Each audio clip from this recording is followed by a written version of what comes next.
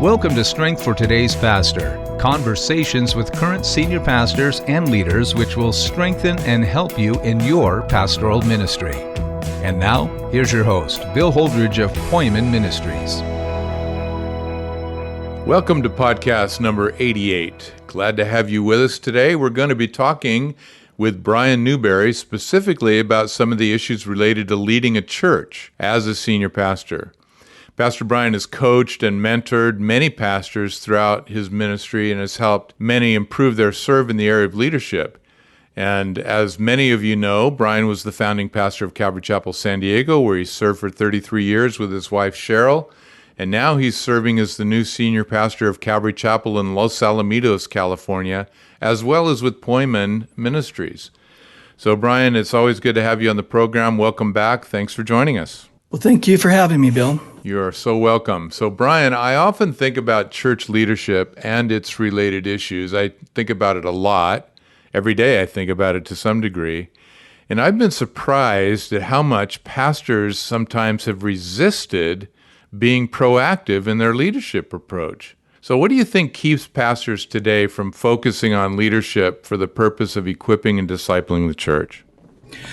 Well, I think we had a unique thing in Calvary Chapel, and basically in the midst of the Jesus revival, you could put up your Calvary Chapel shingle and you would have people come, and then people would keep coming. And they would often try to find a Calvary Chapel in their area, and people would travel for an hour to find a Calvary Chapel. So God was really working through the verse-by-verse teaching. But either directly or indirectly, we simply told pastors we don't need to be a typical traditional pastor. All we do is teach verse by verse accurately, and everything else will happen by the Spirit of God without any effort. And that's exactly what did happen for a good 10, 20 years of the Calvary Chapel movement. But then that wave ended. And part of it ended, and as we're heading into a post-Christian era, where the college kids, after graduating from high school, went to college or didn't. Either way, they didn't remain in church, or at least not in the church they grew up in. And so slowly the church was in decline. And in Calvary Chapels, not so much. We were, but not so much like the traditional churches. And what's happened in the last several years, and why I'm getting contacted by pastors around the nation saying, man, our church was 200 and then went to 80 and now we're down to 40 or 60 and the doors are going to close if it keeps going at this rate in a few months. What do I do? And they basically said, I'm doing the same thing I was doing 10 years ago or 15 years ago, and we are having the opposite of success. And the people that are going to church here are all lethargic. And I don't know why.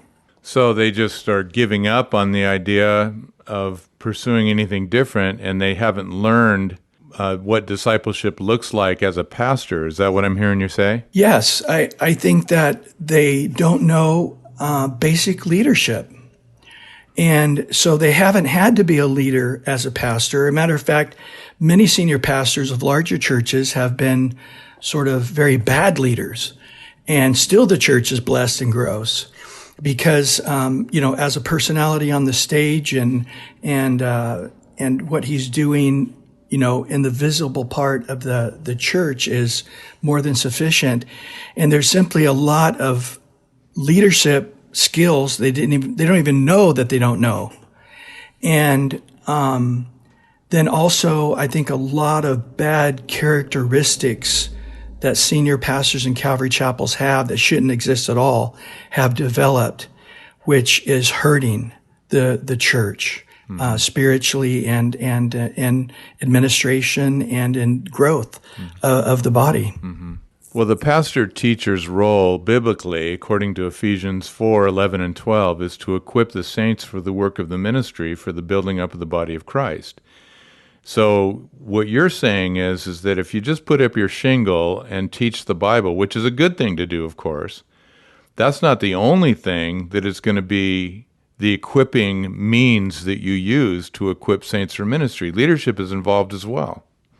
Exactly. And that is what we believed, whether we were told it directly or whether that was it. So pastors just work on studying the scriptures and teach good Bible studies.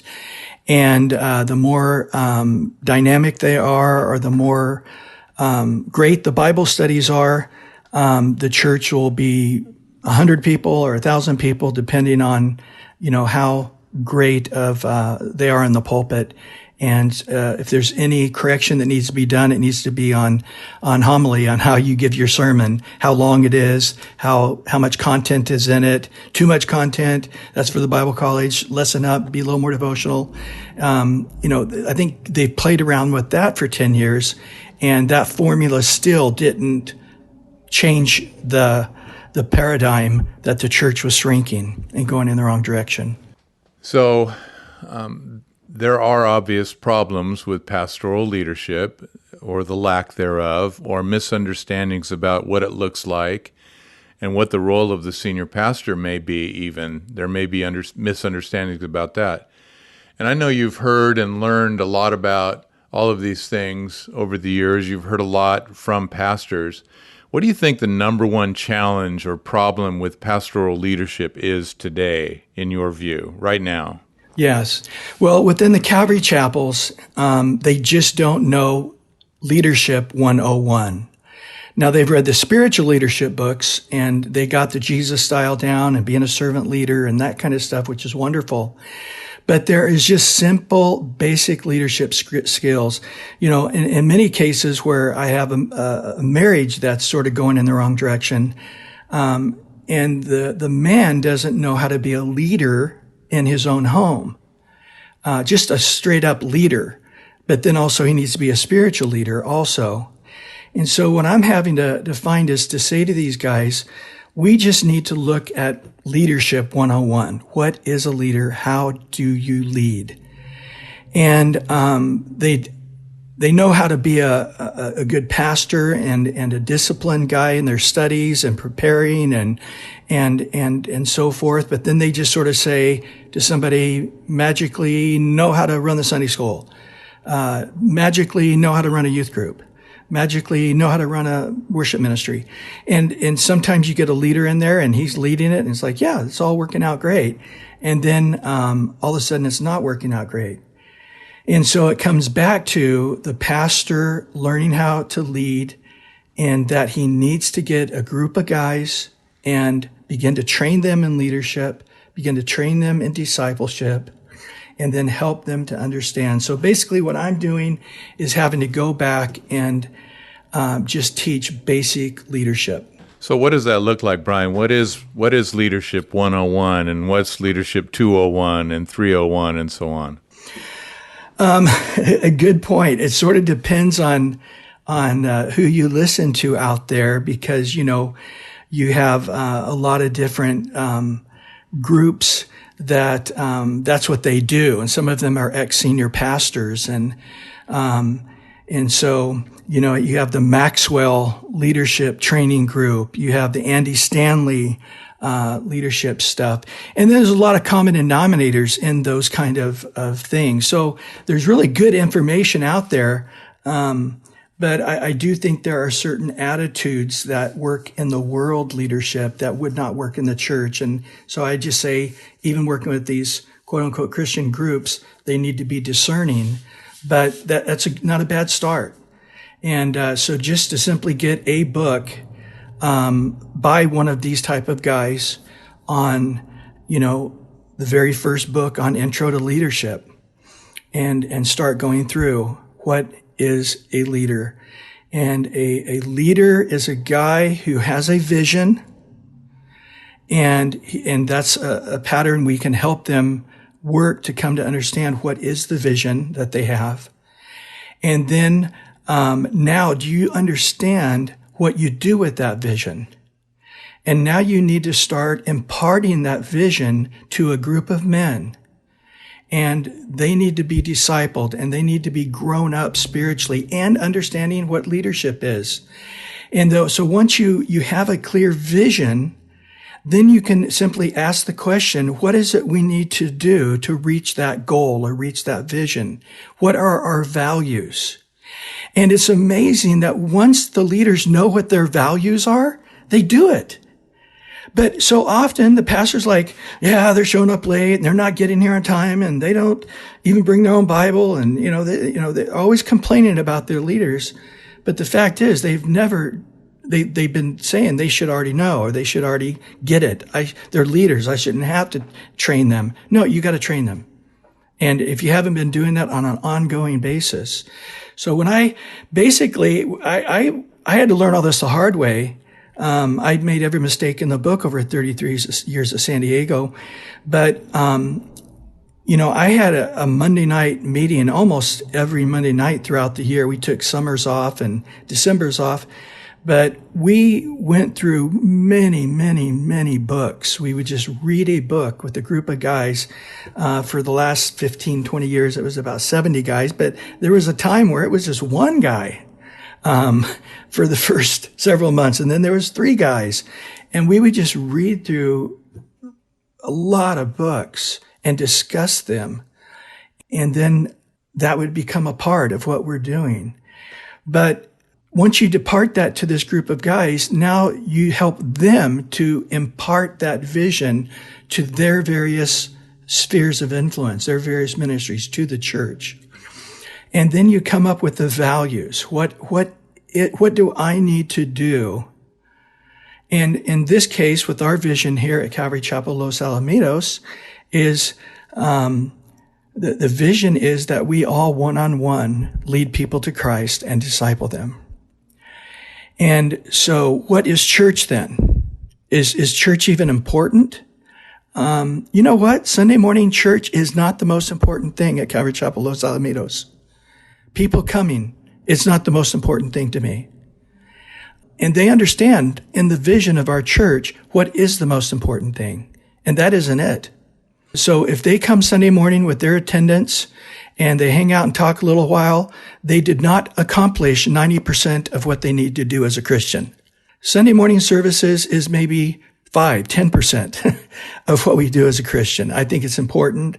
I think it's important that they hear Sunday morning message as sort of the vision carrying time, the family time, that we continue to stay on the same page and grow together.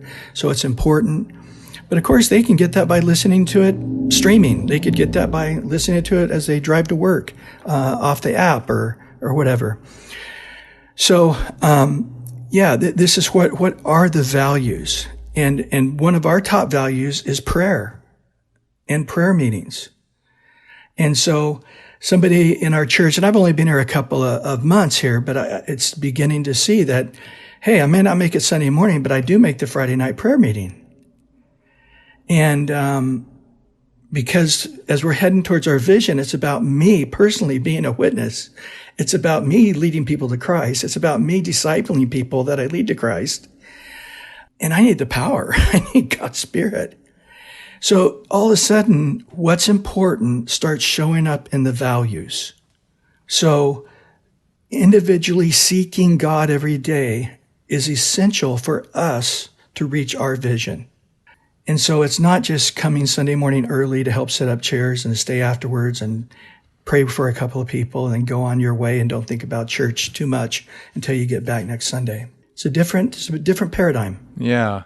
So not making Sunday morning the end-all and the do-all of a church is a major philosophical statement and a major vision and value statement about that particular church. What that tells me is that the focus isn't on the Sunday morning thing and whatever that produces, but the focus is on the people and who they are and how we can help develop each other into the disciples that Jesus has called us to be. Exactly. And that is success, that they would be a light and a salt to the earth, and they would know how to share their faith, and then they will know what to do with this fish after they caught it. They know how to disciple and take them through a Christian foundation class, take them through the Gospel of John. And it's not one of our values that they end up in our church. I don't want them to share our church. I want them to just keep the focus on Jesus and then grow in the Bible, period. And if they say, hey, I want to follow my discipler to where he worships, so be it. I think that's a natural outflow. Mm-hmm. But they're going to have to initiate that conversation. Mm-hmm. I don't want our guys to initiate that conversation. Hey, why don't you come to church? Right. I think at this point in our culture, it's going to make it look like we're peddling something. Yeah. So we're selling something. What we're really trying to sell is getting more people in our church. That is not our goal. Right. And for the pastor and for the leaders, that if their goal, if their thing is the Sunday morning deal, and the church program even as a whole, the goal is to improve the church program so more people will come to our church. If that's the goal, then developing people for meeting that goal, to me, feels manipulative, because I'm actually manipulating people into being part of something that I have invented or I have, become convinced is important. And it may not be the most important thing. In fact, it isn't really the most important thing.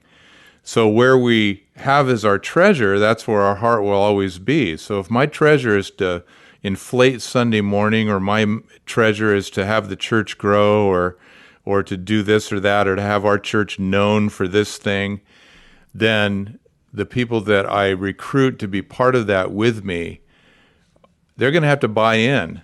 But it's much easier to buy into what you're talking about, in my opinion, Bryan, because you're just saying, let's buy into living the life as a Christian. Let's buy into being relational with this gospel that we love and believe in. And let's be relational about sharing it and helping others grow in it. Exactly. And what's happening, though, in this paradigm is when we do lead somebody to Christ, or we do have a friend of ours start coming to church, we then consciously or subconsciously tell them 99% of what Christianity is about is you attending church, singing some songs, hearing a sermon. And if you want to do the extra couple of percents, get involved with a women's Bible study or men's Bible study, or go every 3 years on our missions trip or whatever. And it's, again, all focused on the church and focused on our programs. And I do not think that's what Jesus built. And so we can look at like the Catholic Church, who believe they are doing exactly the legacy that Jesus left. And we're saying that legacy is not in the Bible. It's opposite of the nature of Jesus in many ways. And I would say now we need to get outside our tunnel, get outside the bubble that we're in, and look at us and say, did Jesus leave this? When Jesus was dying on the cross, when Jesus said, I'm going to build my church, what he did with the apostles, does it look like Calvary Chapel? And I think we immediately say yes. But when you start to say, kids ministry, no. Youth ministry, no. Singing a bunch of songs with the band, no. Having a stage, no. Having a church building, no. You just start going through the list of the things that we stress about and put energy in and throw money at. I'm not saying it's wrong. I'm saying it's extra biblical. I'm just saying it's not in the Bible, though. It's not unbiblical. It's just not in the Bible. But yet, if you ask me, is it in the Bible that we would go into all the world and be lights and salt and make disciples, people who would hear it and then they would speak it to somebody else? Hear it and then speak it. That is there. And Sunday morning church is not a replacement for going into all the world and making disciples. Mm-hmm. Yes. Well, it's time to take a quick 20-second break. You're listening to a conversation with Pastor Bryan Newberry on the subject of helping pastors become better leaders. We've talked about vision. We've talked about values. So please hang in there, because we're going to be right back. You've been listening to Strength for Today's Pastor. Poimen Ministries appreciates your participation and prayers. If you'd like to help financially support this podcast, you can go to our website at poimenministries.com/donate. Thank you. So I think that's helpful, Bryan. just talking about values, talking about vision, talking about biblical vision versus cultural vision, biblical expectations versus secular or traditional expectations, comparing what Jesus came to build with what we often try to build. And I think that's all very helpful in terms of developing leaders, because if a leader doesn't know where he or she is going, they'll never get to the right destination. So when you and I were talking the other day, you started talking about the layers of learning leadership that pastors have to go through nowadays. What are some of those layers of leadership that pastors have to go through in these present days in order to become more along the lines of what the biblical pattern for a leader is? Well, it's a lot. I mean, the guys I've been working with, I'm finding I have to roll it out very slowly, because it's not just knowing it, it's really practicing it and doing it and helping them develop it. And it is a skill. And the more you do it, the better you get at it. And so to throw 5 things at them at once and then they don't do any of them well will not help them be a leader. And so the one thing I tell leaders up front, the number one job of the pastor, of the top leader, is to be a communicator. You are the communicator. And they're like, yeah, we communicate the Bible. And that's absolutely right. And you teaching the Bible on Sunday morning is not the vision of the church. That is a value.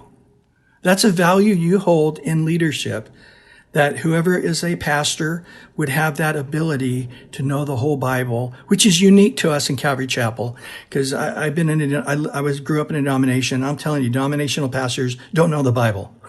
They went to theology, they got their doctorate in theology, but they still don't know the Bible. So it's really a wonderful, wonderful thing that really makes us powerful, makes us solid, makes a strong church where people can grow their kids and live out their life in that church. So that's wonderful. But that is not our vision. Our vision is that people would come to love God with all their heart, mind, soul, and strength, and love their neighbor as their self. So just teaching the Bible is not going to get there. And then also, I think each pastor has a unique vision. There is a special little flavor that God's given them. There's a special calling for them to reach their sphere of influence, whether it's their area or their county or whatever it is. Their unique flavor as a church is what the Lord has. And they got to know what that is, and they need to have that vision written down. Then they got to start communicating. They've got to communicate to their leaders. So how do you have a leadership meeting? What do you do when you get a bunch of leaders together? What do you do? How you do it? This again takes content and takes time, and it has seasons. And you've got to, one of the main pastor's jobs is constantly being ahead of the next pastor's season of discipleship season of the leaders. So what book do I go into next? Well, what's God doing in the church? What's the Lord speaking? Well, Lord spoke to start Revelation. Then it sounds to me like you guys are going to be reading some books on end times. What are we going into? We're going into Nehemiah. Well, then grab some books on Nehemiah, and this is great. It's a season on leadership and how to grow in leadership and leadership in the home and leadership in the church and so forth. So to find the right book, to find the right time, how long you're going to go through that. Are you going to have a retreat with the leaders at the end of that and get away and have a special speaker come? That only the senior pastor can do that. That you don't want to hand that off to assistant pastor saying, hey, figure out how we're going to disciple the leaders next. This is your job. And it's relentless because it's year after year after year after year. And I went through a list a while back, somebody said, and I had, just on the top of my head, 35 books I had been through with our leaders over the last 5 years or whatever it was. It was amazing how much we had gone through and accomplished. So you're a communicator. So you got to have a vision for the church. You got to have a vision now for how you're going to disciple your leaders. And that vision has to include how they're going to communicate and how they're going to disciple their groups. So if I'm going through a season on end times, I would like to see the leaders do that in the men's study as well, in the youth study as well, in the kids ministry as well, that the whole church goes through this season that God's taking us through, and it's done well. And so what is now, how's this going to look in a schedule? So now we got to put this together in a calendar, and to have a year calendar planned tentatively. Now you can do more quality things. You can, the whole church can say, we're going to go through Revelation at the end of 6 months. We're going to be done. We're doing this in home fellowships. We're doing this with the men's ministry, women's ministry, youth ministry. And at the end of that time, we're doing a 6-week series and inviting the whole community. We're going to put $10,000 into advertising, and we're going to do it at a convention center, and we're going to have a prophecy update for 5 days and everybody's been learning it, and they all see the 6-month vision out there of how this season's going to end and how this is going to work. And so again, I think pastors are just like, I'm teaching verse by verse. I'm getting close to the last chapter. What book am I going to go into next? I don't know. I'll think about it. And we're going to go into this book, and everybody got the information, but nobody's being led. The pastor's not being a leader. There's not, what then shall we do? And so as a whole body, okay, so if I were the director of a company and I said, we're going to start making this or selling this, it's going to go all the way. I've got to talk to the top guys. I got to do the research on the finances.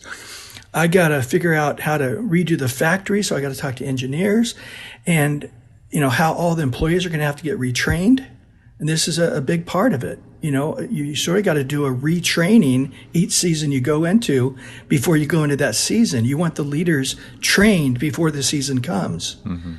And so my training has to happen 6 months in advance or 4 months in advance, but I got to plan it a year in advance. So now as a leader, you are looking at you're always a year ahead of time. And seeking God on that theme, on that season, and what God's doing. And so when I talk to pastors about this, if I just spilled it out like I'm doing with you right now, most of them would feel like, oh my gosh, I quit. I signed up just to teach verse by verse of the Bible. I didn't know I had to do all this work. Right. It's like learning a foreign language. Yeah. Well, I hear you. I mean, I would probably, if I'm going to be honest, most of my ministry as a pastor for a long time in Monterey was basically disseminating information. I was with the people. I did disciple men and all those kinds of things. But as far as communicating vision, like you're talking about, and building a body-wide, this is what we're going to do with this, and this is how this is going to look for the next 6 months or a year, I never did that. So that's an encouraging and thought-provoking idea. So I'm going to switch gears a little bit now, Bryan, and talk a little bit about the subject of delegation. You had some great things to say about delegation the other day, the need for delegation, the how-to of delegation. And you specifically mentioned that a pastor has to delegate differently with a staff member who's an employee versus how he does delegation with a non-staff, non-paid volunteer. So maybe you could comment on the difference between the two and the importance of delegation. Yeah, so there's many steps I take in training a pastor on how to be a leader, and this is just one of those areas. If the pastor has staff people full time, they are not understanding how to communicate a delegation. And most people that have been untrained in the art of delegation just sort of dump it on people. It's sort of like, hey, put the next men's retreat together, blah. And then a month before the retreat, they're like, hey, where are we meeting? What's the theme? Who's the speaker? What's going on? I didn't know. I just thought you wanted me to get a place. I didn't know. Let me throw an agenda together. Let me go try to see if anybody can make it, and the pastor's like, oh my God, these leaders stink around here. Should have never hired that guy, and it's like trying to explain to the pastor, no. You were a bad leader. That's why you are having bad leadership. And so and again, this is just common knowledge type stuff that you would learn in the business world, I guess, if you were there, or if you, again, were tired of everything crashing and burning, or you're always having to rescue everything at the last moment, or you have to stress, I delegated something, but I'm completely stressed about it because I don't know if they're really going to be able to do it right. And, so yeah, you can get it right every time. So first of all, you got to know what you're delegating. What am I delegating? So if you're delegating, let's say, a men's retreat, I need to write out every aspect of what a men's retreat takes, from agenda to speakers to food to what kind of place, how big of a place, how small of a place, when it would happen, what time of year it might happen. You've got to communicate clearly, A to Z, what it is you're delegating. And if you just simply say, a men's retreat, that there can be a million infinite different thoughts on that, So they go get a place, ask 50 people, and you're like, dude, we have 150 guys every time. What, this is going to work? And we only have a month left, These kind of things happen. So you got to lay it out. And then the next thing you do is, after you clearly communicate it, you have to know how to ask the right questions. I tell leaders, the number one job of a leader is a communicator.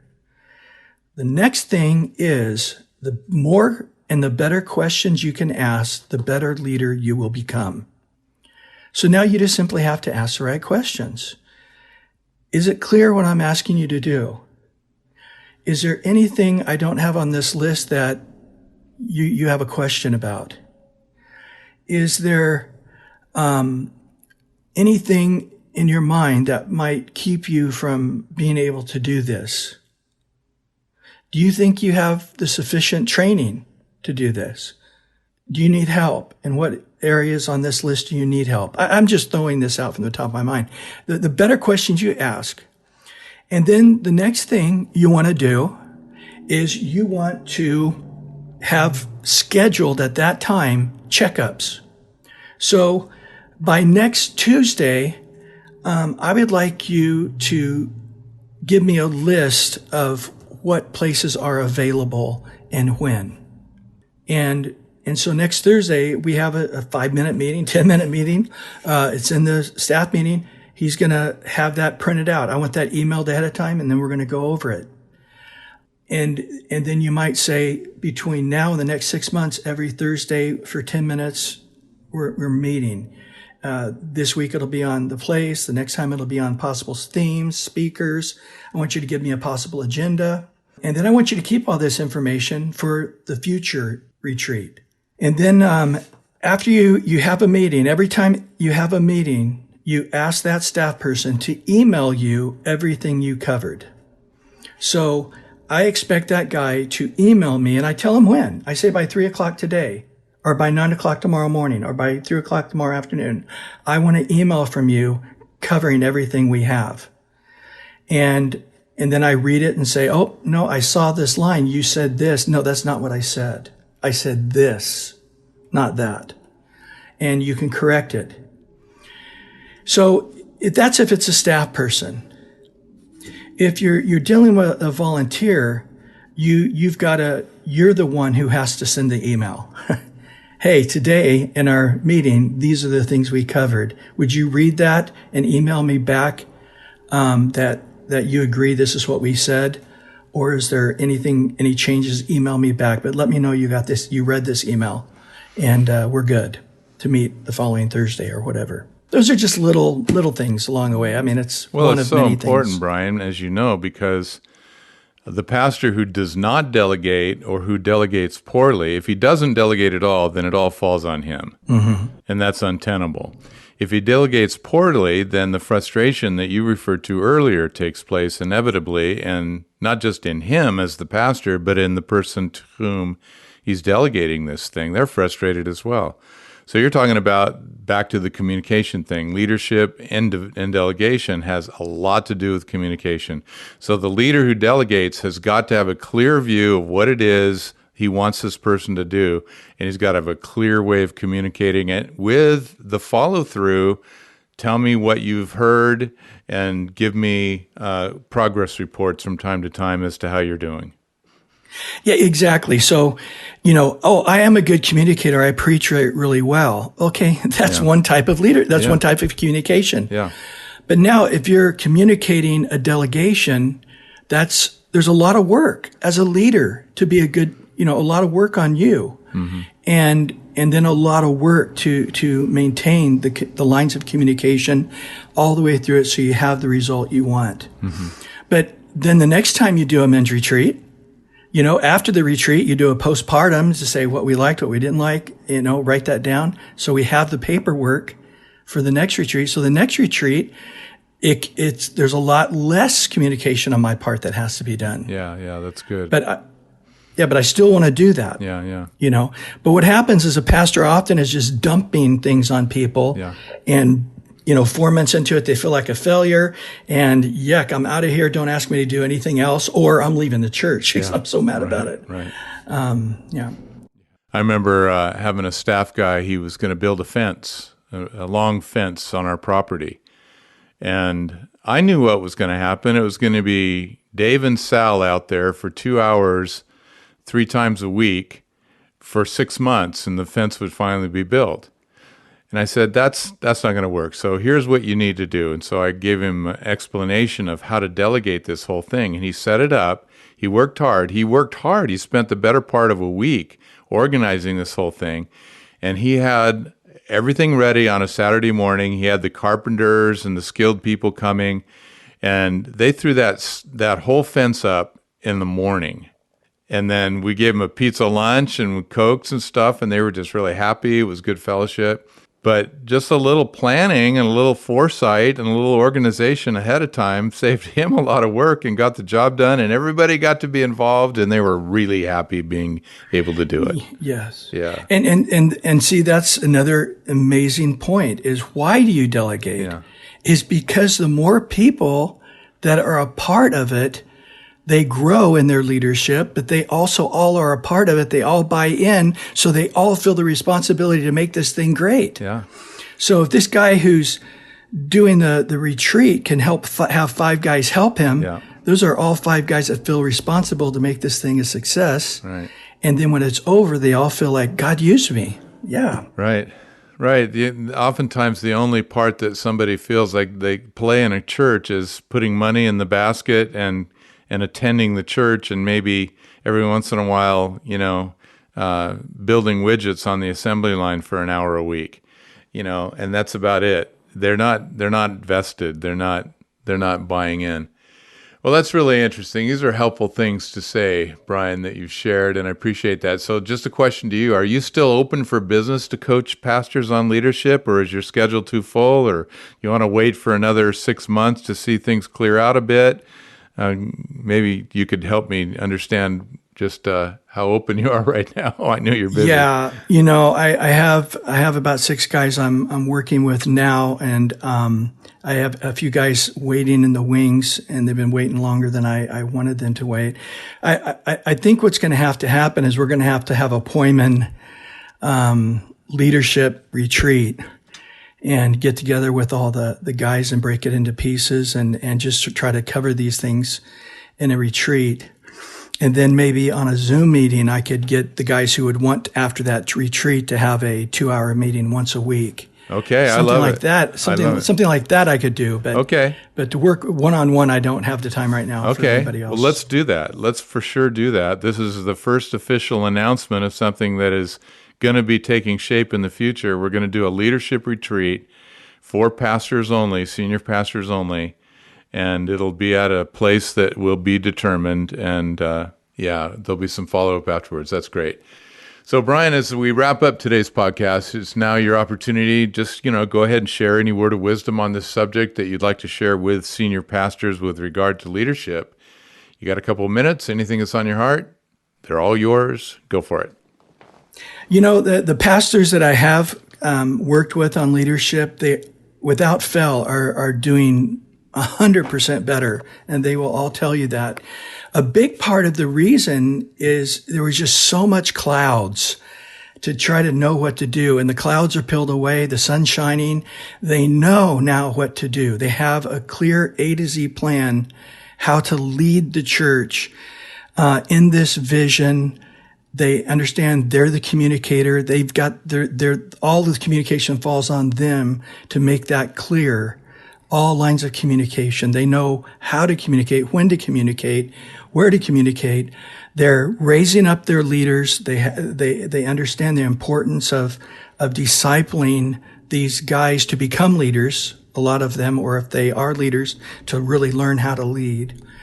And those guys now are feeling like, wow, I want to start a men's Bible study, or I want to help in the kids, because they know how to do it now. It's not just showing up and feeling like a failure, or feeling like, well, I did this, that's the best I can do, and it becomes unfulfilling pretty quick, or it has in the past been unfulfilling because they really didn't know how to lead this thing.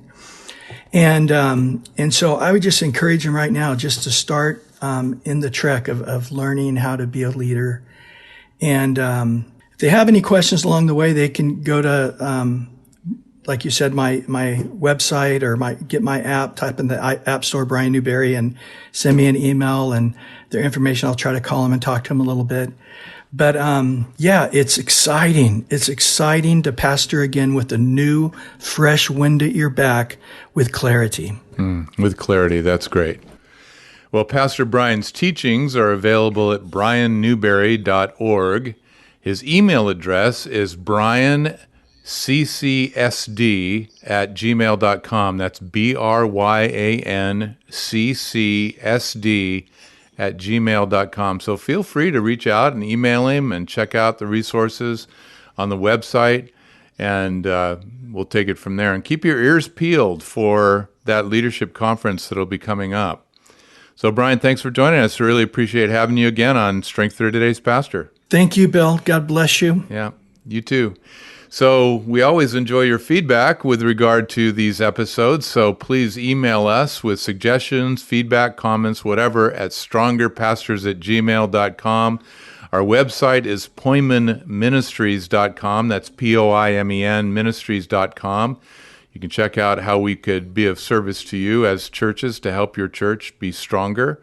And then from the staff, pastors, and board of directors here at Poimen Ministries, we want to just wish God's very best upon you, His vision, His values in your heart and life and ministry. In Jesus' name. So long until next week. Strength for Today's Pastor is sponsored by Poimen Ministries. You can find us at poimenministries.com. That's spelled Poimen Ministries.com. If something in today's program prompts a question or comment, or if you have a topic idea for a future episode, just shoot us an email at strongerpastors@gmail.com. That's strongerpastors@gmail.com.